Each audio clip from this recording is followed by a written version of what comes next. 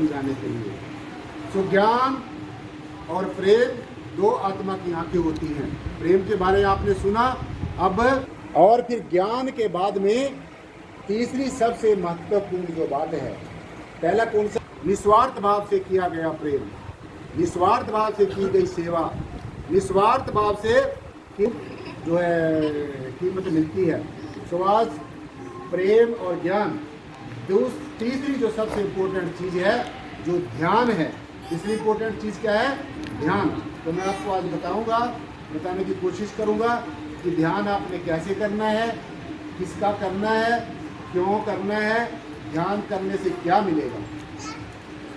तो ये जो हमारा पंचभौतिक शरीर है, ये हमारे 5 तत्वों से मिलकर बना है। कितने तत्वों से मिलकर बना है?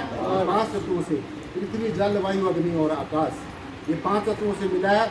इसके अंदर हमारे चतुष्टय अंतःकरण है, मन, बुद्धि, चित्त, अहंकार और 5वां फिर आत्मा है। ये चतुष्टय अंतःकरण है, 5वां आत्मा है। ऐसे ही इस हमारे पंचभौतिक शरीर में इंद्रियां हैं, ज्ञानेंद्रियां हैं, कर्मेंद्रियां हैं, मन, बुद्धि, चित्त, अहंकार और आत्मा है। और 3 गुण है, रजोगुण, सतोगुण और तमोगुण है। कौन से गुण है? रजोगुण, सतोगुण और तमोगुण। सो अब हमने देखना है कि हमने ध्यान कैसे करना है।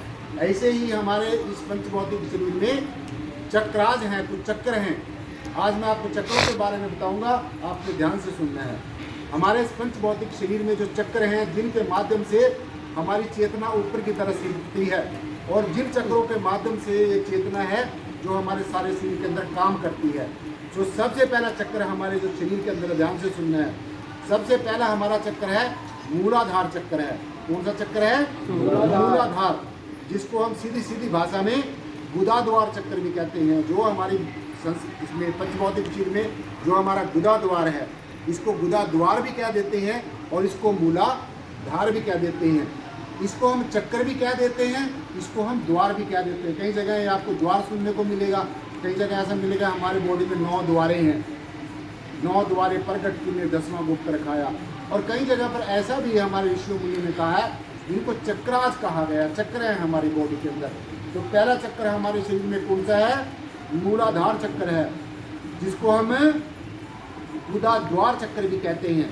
और अब दूसरा चक्र के बारे में सुनना है।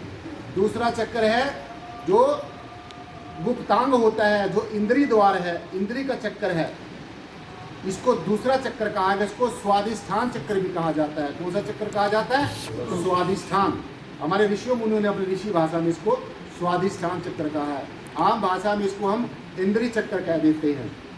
और तीसरा चक्र हमारी बॉडी में जो है सासंग जी, वो कौन सा चक्र है?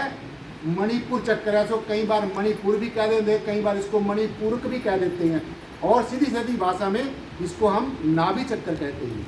तो 3 चक्र हो गए। चौथा चक्र हमारे पंचभौतिक शरीर में है, हृदय चक्र है। कौन सा चक्र है? हृदय चक्र। इसको हम अनाहत चक्र भी कहते हैं। हम लोग सब कहते हैं ना, कई बार कह देते हैं, किसी से पूछा जाए भगवान कहाँ रहता है, परमात्मा कहाँ रहता है, तो हम कहते हैं भगवान हमारे हृदय में रहते हैं। कहते हैं ना कि भगवान हमारे हृदय में रहते हैं, क्योंकि हृदय से ही हमारे हलचल पैदा होती है, श्वास हमारी बॉडी में जाता है, जो ब्लड है वो हमारी बॉडी में पंप करता है। तो पहला जो है चक्कर वो मूलाधार चक्र है, गुदा द्वार इसको जिसको हम कहते हैं। दूसरा चक्र इंद्रिय चक्र है, जो गुप्तांग है, यहाँ पर एक चक्र होता है।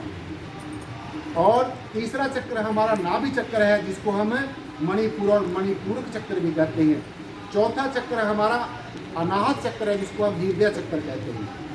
और अब इससे अगले वाला जो चक्र है सासंग जी, जो अगला जो हमारा चक्र है, हमारा अनाहत चक्र से आगे का जो चक्र है वो हमारा कंठ चक्र है। इसको हम विशुद्धि चक्र भी कहते हैं। कौन सा चक्र कहते हैं? विशुद्धि चक्र, कंठ चक्र।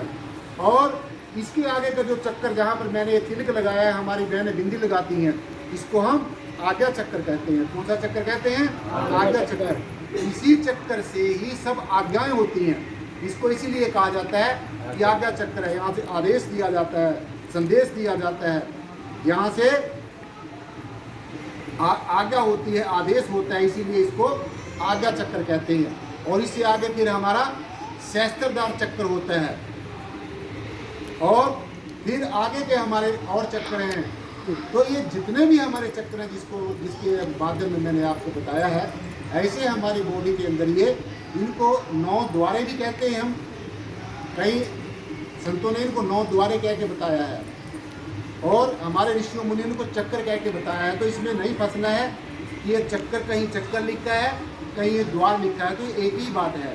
मेरी बात को आप समझ रहे हो अच्छी तरीके से।